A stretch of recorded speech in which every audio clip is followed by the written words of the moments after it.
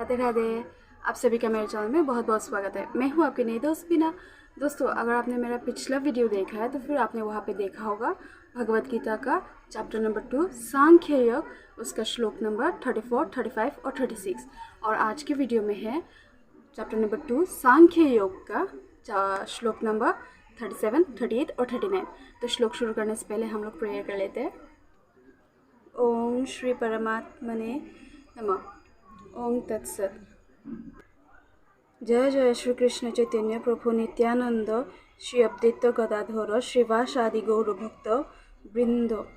हरे कृष्ण कृष्ण कृष्ण हरे हरे, हरे राम राम राम हरे हरे, हरे कृष्ण कृष्ण कृष्ण हरे हरे, हरे राम राम राम हरे हरे, हरे कृष्ण कृष्ण कृष्ण हरे हरे, हरे राम राम राम हरे हरे।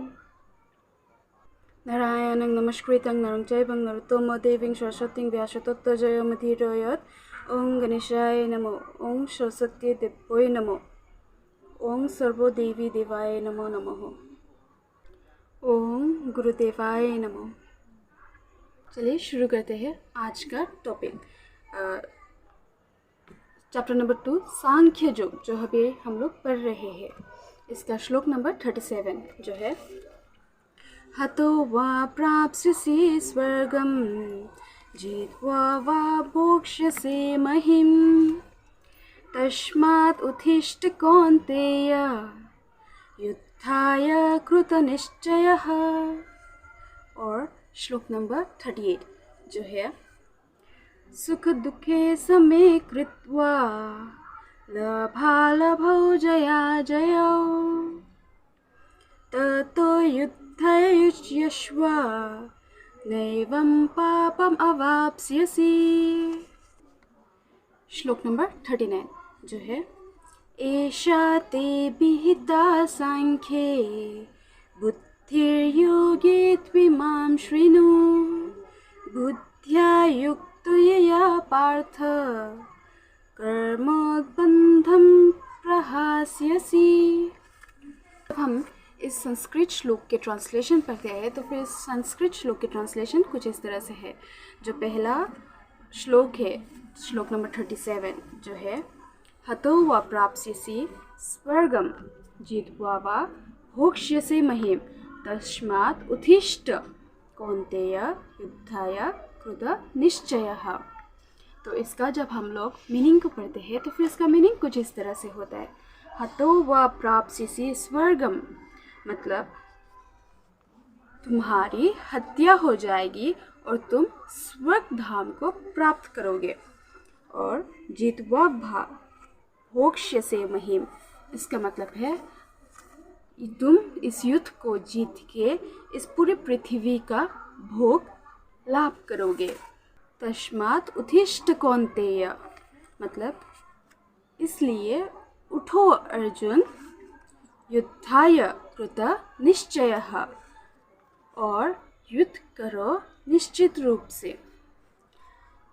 इसका जब हम लोग इंग्लिश में ट्रांसलेशन करते हैं तो फिर इसका इंग्लिश ट्रांसलेशन कुछ इस तरह से है, if you fight you will either be slain on the battlefield and go to the celestial abode, or you will gain victory and enjoy the kingdom on earth. Therefore, arise with determination, O son of Kunti, and be prepared to fight.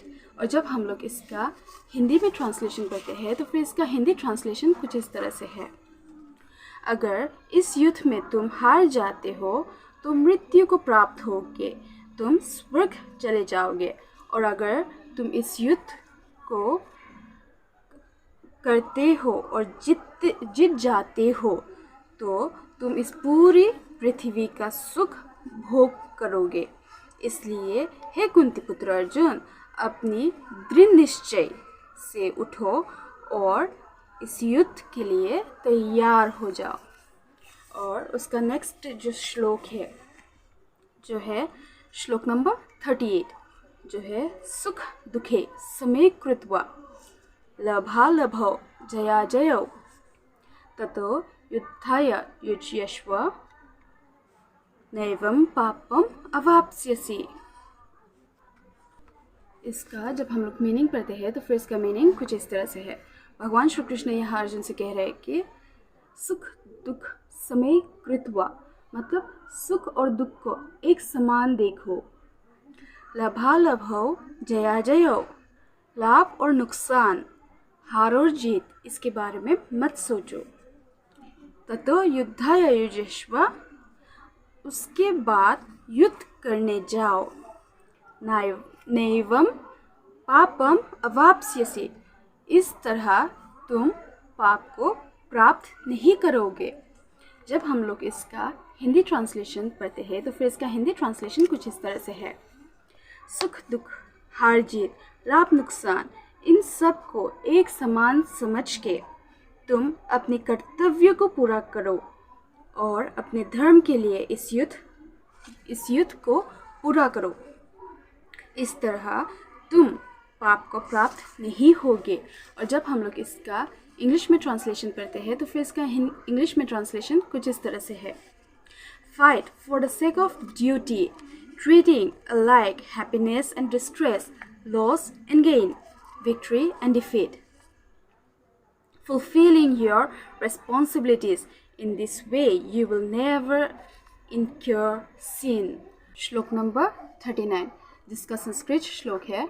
एषा ते विहिता सांख्ये बुद्धिर्योगे त्विमां शृणु, बुद्ध्या युक्तो यया पार्थ कर्मबन्धं प्रहास्यसि। इसका जब हम लोग मीनिंग को पढ़ते हैं तो फिर इसका मीनिंग कुछ इस तरह से है। एषा ते विहिता सांख्ये, मतलब यहाँ तक मैंने ज्ञान के विषय में समझाया है। बुद्धिर्योगे त्विमां शृणु, मतलब योग ज्ञान के बारे में आगे सुनो, योग के ज्ञान के बारे में आगे सुनो। बुद्धिया युक्तो यया पार्थ, मतलब हे पार्थ, इस बुद्धि को समझ या जानने के बाद किस तरह कर्म बंधम प्रहास्यसि, मतलब कर्म बंधन से खुद को मुक्त कर पाओगे। जब हम लोग इसका हिंदी में ट्रांसलेशन पढ़ते हैं तो फिर इसका हिंदी ट्रांसलेशन कुछ इस तरह से है।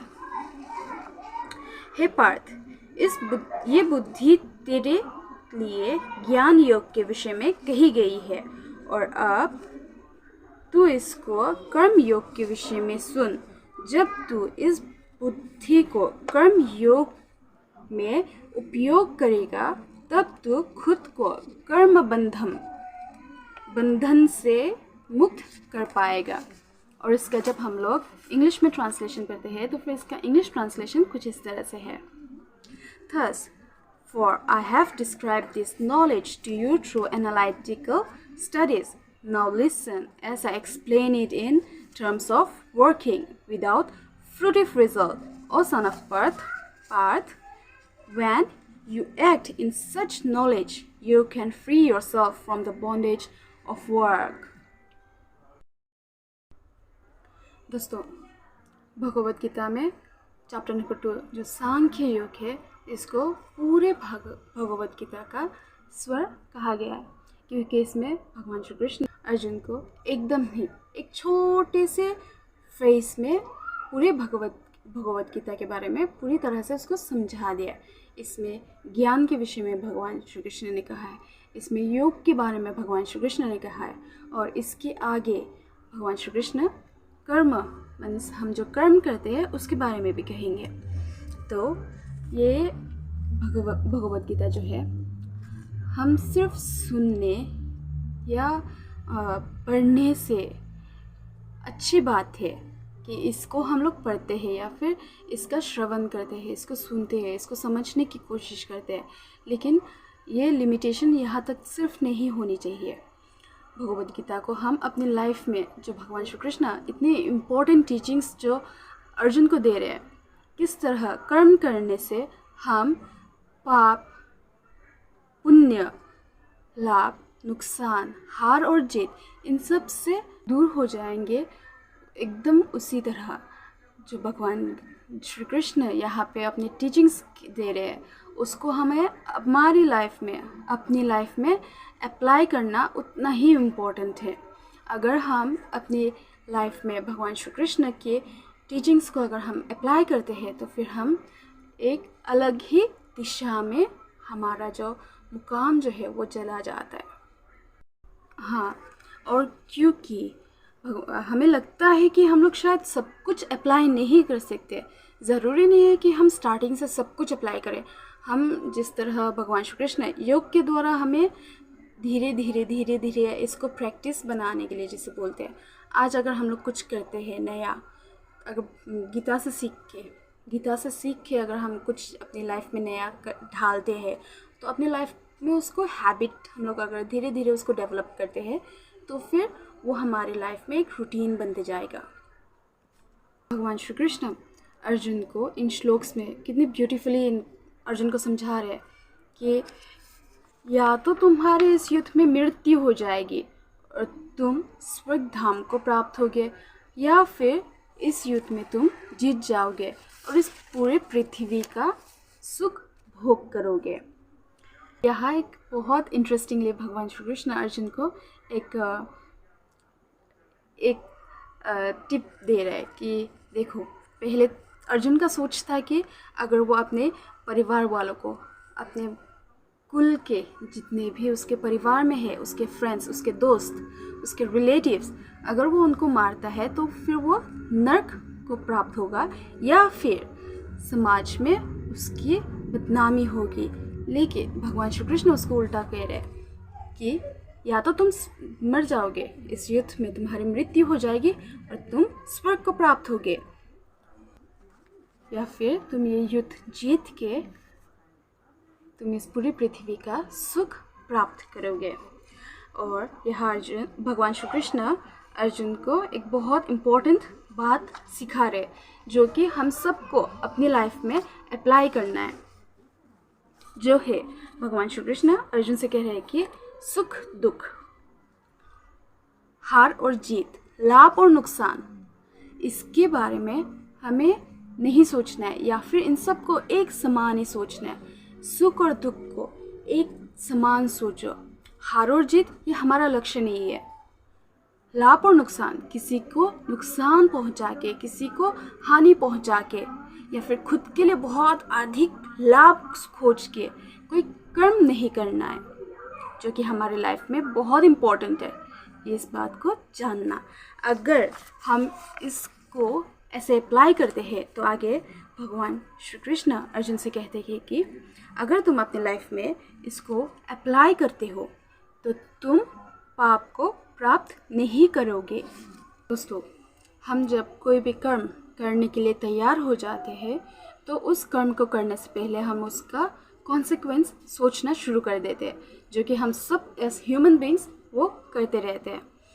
कॉन्सिक्वेंस मतलब अगर मैं खाना बनाने जा रही हूँ तो खाना बनाने से पहले मैं अगर यही सोचने लग जाऊँ कि मैं खाना ख़राब बनाऊँगी, अच्छा नहीं बनाऊँगी, अगर खाना बनाने के बाद जो होने वाला है उसके बारे में सिर्फ सोचती रह जाऊँगी तो फिर शायद मैं कभी खाना ढंग से नहीं बना पाऊँगी। एज एन एग्ज़ाम्पल मैं वो दे रही हूँ। इसलिए कोई भी कर्म करने से पहले हमें उसके कंसिक्वेंसेस के बारे में सोचना नहीं है। सिर्फ हमें एक ही चीज़ को याद रखना है कि हम जो कुछ भी करें, हमारे लाइफ में जो कुछ भी कर्म हो, खाना बनाने से लेके खाना खाने से लेके कुछ भी हो, हमारी लाइफ में कोई भी कर्म हो, वो सब कुछ हम सिर्फ भगवान जी के चरणों में समर्पित करके उसको करना चाहिए। हमें सिर्फ यही ज्ञात करना है कि हम जो कुछ भी करें सब कुछ भगवान जी के लिए ही है, क्योंकि भगवान जी से ही शुरुआत हुई है, भगवान जी ही सब कुछ चला रहे हैं और लास्ट में उन्हीं पे सब कुछ ख़त्म होने वाला है। तो आज का मेरा वीडियो यही तक है। अगर आपको मेरा वीडियो पसंद आए तो आप मेरे वीडियो को लाइक ज़रूर करें, चैनल को सब्सक्राइब ज़रूर करें और मुझे कमेंट में ज़रूर बताएं कि आपको मेरा वीडियो कैसा लगा। आज के लिए यहाँ तक। Thank you so much. Radhe Radhe. जय गीता, जय गीता, जय गीता।